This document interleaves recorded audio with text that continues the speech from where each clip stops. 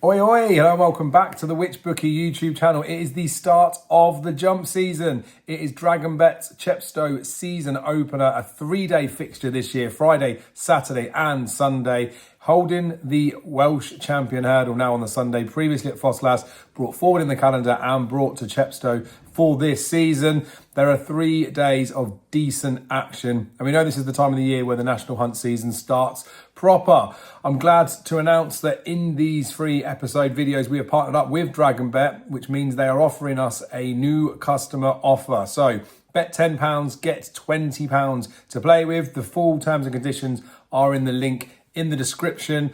Another thing with DragonBet is they do decent Lucky 15 promotions now. A lot of firms have stopped doing these things, but they offer double the odds for one winner, a Lucky 15, 31 or 63. Plus, if you manage to land all your selections on your Lucky 15, you'll get a 10% bonus. All your selections on a Lucky 31, you'll get a 15% bonus. And if you manage to land all 6 selections on a Lucky 63, you'll get a 20% bonus. Talk about those luckies more than anything because Will Smith, who joins me on WhичBookie's tip-in page, which is linked in the description, whichbookie.co.uk, free horse racing tips, updated daily, but there will also be a link and a path from there to find Will's Lucky 15. He had another full house a few weeks ago. He's good at spotting the value. Those each way Lucky 15s, including those promotions that will go with DragonBet, seem like a match made in heaven for this weekend if you want to stake that way. Now, this video is for myself and Will, our early thoughts. We're recording this not long after declarations for the first day. A little bit of time to go before the race day itself, but we want to get our thoughts out early. Our final selections will be at the link in the description for whichbookie.co.uk horse racing tips. Without further ado, I'll cut to Will so we can listen to his thoughts. We'll come back to me. It will be chapter below, so you can click the quick links if you want to do that in there. But again, big thanks to DragonBet for not only sponsoring these videos, but also for putting their hand in their pocket to look after Chepstow's season opener. It is set to be 3 days of fantastic action, and fingers crossed we can find you guys a couple of winners.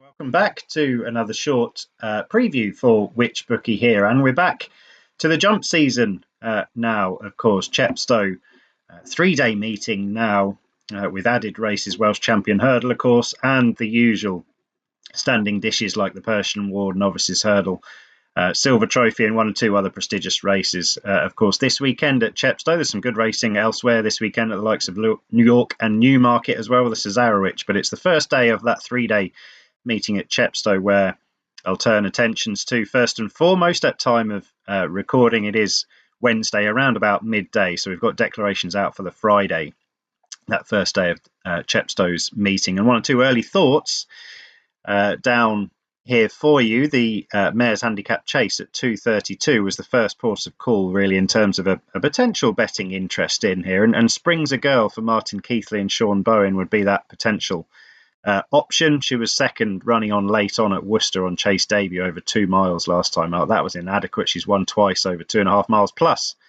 over hurdles. So stepping up to this kind of trip at a track that she should handle should be of some benefit to her. Just wouldn't want the ground to get too lively for her. She's been seen to best effect when she's got her toe in, so might just well be worth getting an eye on how much watering they get down at Chepstow for her chances. Wouldn't be categorical about her on lively ground, as I said. 312 then, the Veterans Handicap Chase, always an interesting series as we go through the season, and this is a race where probably it's a first port of call for plenty of these veterans, and one who I think has probably had this valuable contest lined up for a while is Lord Accord for Neil Mulholland and Richie McClernand, a horse that always takes 2 or 3 runs to get himself into peak condition. He ran a cracker last year in the Badger Beers at Wincanton on his 4th start of the season, and this is his 4th start since coming back in midsummer. Ground should be absolutely fine for him. Track should suit. Bold front running, good jumping horse, Lord Accord here. I think he should go really well. 11-2 or so about the time of asking. 9 runners each way bet. Looks a good option for me. Lord Accord there in that Veterans Handicap Chase. Feature race of the day, perhaps of the meeting, the Grade 2 Persian Ward Novices Hurdle. 8 runners look set to go to post. Queensbury Boy is chalked up as favourite. He's been well talked up in a number of quarters, but I think there's a few horses in here that are real interest, and certainly at the prices they've been chalked up probably a bit too big early on here. Crack is the first one of them for the Twiston Davies, Simon Munir and Isaac Swade trio. He's a horse who's having his first start for the yard, but as ever with the Twiston Davies camp, their horses will be well forward in this autumn period. And he signed off for Stuart Crawford with a good win and a valuable Cork handicap. Proved he stays this kind of trip. Proved that he handles ground with a bit of dig in it, which it will be on the hurdle course, you'd imagine, at Chepstow, considering they're running it on the flat track, which has been well watered all summer. Around about 10 to 1 you can get for Crack, which is a good price. And the other one that's of interest, 25 to 1 in places, Kill Water, for Philip Hobbs and Johnson White. This is actually his hurdle debut, but the last horse that the same trainer debuted in this Grade 2 novice hurdle contest was Time Hill.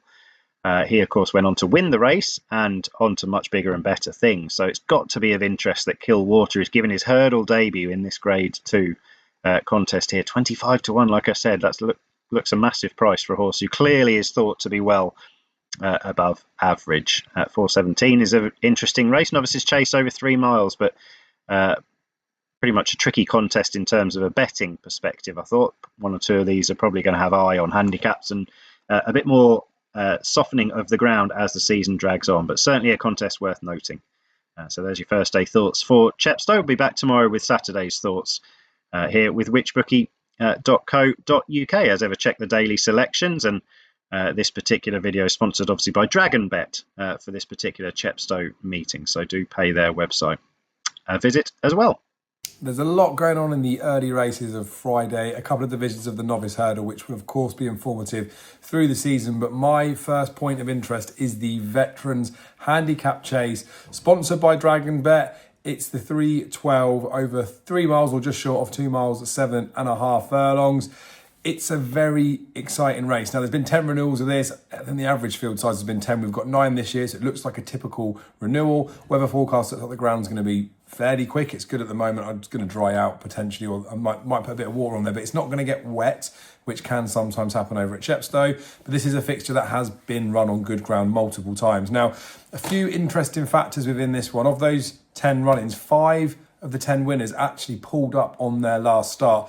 Only one qualifier this time round, which is Nicky Henderson's Will Carver. He races here fresh off of a Windop. There's been 6 horses that have come here off the back of a Windop, and one of those one, which was Some Chaos, who also pulled up last time out. So potentially sounds positive. He is a 10-year-old, which can also be seen as a positive in this race, although 11-year-olds have won it too from their smaller number of runners. But this is his 4th win procedure, Will Carver, and he's been well beaten in his next start previously after the prior Windop, so I think he might be one to avoid, although I wanted to mention the reference to some trendy bits in there. 8 of the 10 winners had gone off at 6 to 1 or shorter, so the market's going to give us a bit of a clue. Only 2 of those were favourites, though. We've had 6 winners that have been second and third favourite. 3 of each of those, they're both profitable to back blind. Favourites are not, so the market does need to settle out a little bit. All of the 10 winners had raced over at least 3 miles, 2 furlongs at some point in their careers. And while most winners would have come from 100 days or higher layoffs, in terms of strike rate, it just depends on what the horse is preferencing. If they need a prep run, they'll have had a prep run. If they don't need one, they won't have had one. So look at the horse's previous records. Now, Lord Accord is the horse that I fancy within here. Picked up 2 wins in a row this time last year. Had a couple of runs over the summer. Had more runs this season over the summer, but last season was a bit behind. This season has been a bit behind. Is just a horse that seems to go well this time of year. 6 of his 8 wins have come in September or October, and he really likes decent ground, which he's going to get here. He's a 10-year-old. These Veterans Handicap Chases sometimes look like the ones you want to go for a bit younger horses. He looks a horse that would probably tick the boxes for me, and a form perspective that he's off a mark that he could be competitive on, ground that he likes, distance that he likes. I think Lord Accord looks the one to be siding with. Torn and Frayed, a horse that looks like he's poised for a few decent efforts this season. They ran at Aintree last year when he was well back, just didn't jump very well. But I wonder whether this is a prep run for that race. One at Warwick after, which was the second start for last season. But Torn and Frayed's never won off of a significant break or a break of 50 days plus. So I do respect Torn and Frayed, and I think the horse is in for a season, but I wonder if this is a stepping stone for him. And he can jump a bit errant as well, so maybe the layoff won't be suitable for him. So Lord Accord would be the first horse that's really on my radar for day 1 of DragonBet's Chepstow Festival. The DragonBet Persian War is the feature of Chepstow's day 1. Used to be the feature of the whole entire meeting. It is a grade 2, possibly it is better than the Welsh Champion Hurdle on Sunday, but they're still banging races. They don't have to be competitive in each other, but this does look a competitive race this year round. Now, it is a grade 2, it's over the middle trip, 2 miles, 3.5 furlongs, and it is still open to horses that have raced last season. It's to do with the dates and they've lost their novice status. So we have got some horses that have won hurdles that are coming into this race that technically would have looked like they won a little bit while ago. We do have some horses that are coming in here fresh from bumpers too. There's a horse, Queensbury Boy, for Harry Derham and Paul O'Brien. He's part of the David Maxwell dispersion. Now, he heads the market at 13-8, ran behind Final Demand at Punchestown, but was well behind that horse, although you'd suggest most of these would have been the same. Looked a proper horse beforehand. With all respect to David Maxwell, Paul O'Brien will now be taking the ride. This would have been some sort of target. The dispersal for his horses takes place in a couple of weekends as well. So I'm guessing they're expecting a bold show. This horse will be tuned up to win this race or to go real close. So a respected favourite, I'd say, in here. There's a horse, Stick to the Plan, that carries £5 penalty that goes over that horse. So Queensbury Boy gets another 11 stone. So I can see the case. There's middling form that you could make for quite a few of these ones in here. A horse I just want to mention that I think is grossly overpriced is Killwater for Philip Hobson Johnson White. Miguel Nolan takes the ride for this horse. Now, was running in bumpers the last couple of starts, the back end of last season. The grade 2 bumper at Aintree, behind the Willie Mullins winner that was ridden by Patrick on a great day that they had. He just got all sorts of trouble. If you haven't watched the replay, go back and watch it. I just thought he was a bit eye-catching and potentially was a little bit lost in that race. The race at Punchestown, the bumper where he was well beaten. I think El Kairos, another David Maxwell horse, I think that's a proper animal as well. So I think Killwater's bumper form isn't terrible. A relatively keen horse. I'm hoping the hurdles will help this horse settle. Ground should be fine, although it has been a non-runner on this type of going in the past, but was a multiple non-runner for his previous trainer. As I talked about novice status, this is a race where he hasn't lost his novice status, he hasn't gone hurdling yet. It is being sort of thrown in the deep end, but I think this looks like he is the mould of a nice horse. Reasonable price at the time of recording, that big double figure price. So we'll see if that horse makes it into the column or not. There are a dead 8 runners in here, so each way terms would be 3 places. We need to see how that spins out after, but maybe more of a token interest in the race would be Killwater at the prices rather than a hard firm bet, but I couldn't not talk about the Persian War. We'll crack on and let you know what we fancy for the rest of the card too. In the 4:17, we have the Novices Chase. This is a nice looking race. It's a race where we've only got a small field in it. It typically seems to be the case. We've got a lot of horses that are making their chase debut. Again, from the novices perspective, you can have horses that have already won chase races. And it's a horse of that mould that I like in here, Coco Mademoiselle. This is a horse that started out last season, lost a couple of early season targets to abandoned fixtures. The horse had a prep run a couple of weeks ago, was long odds on to win that 1-4, just about got the job done. But I would imagine that was a stepping stone to come into this race. She had a pretty busy campaign at the sort of beginning of this year, but the back end of last season.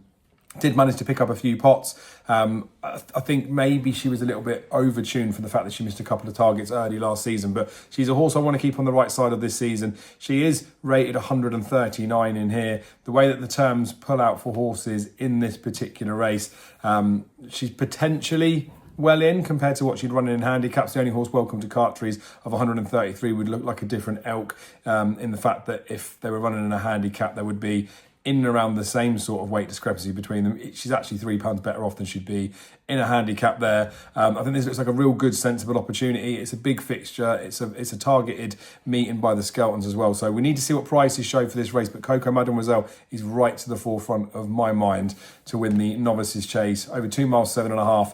The dragonbet.co.uk Chasing Excellence Novices Chase at 4:17. Once again, a big thanks to DragonBet for helping us with this video and their sponsorship. There's a link in the description for that. Bet 10, get £20. I'll put a link in the description too for the whichbookie.co.uk daily tips. It's always in there. Big appreciation for you guys for watching these videos and your support. If you could drop a like on the video, that helps us. Drop a comment below of what your best bet is or the horse you're looking forward to the most for this weekend. Subscribe to the channel if you haven't already and you would like to do so. And we will see you again very soon.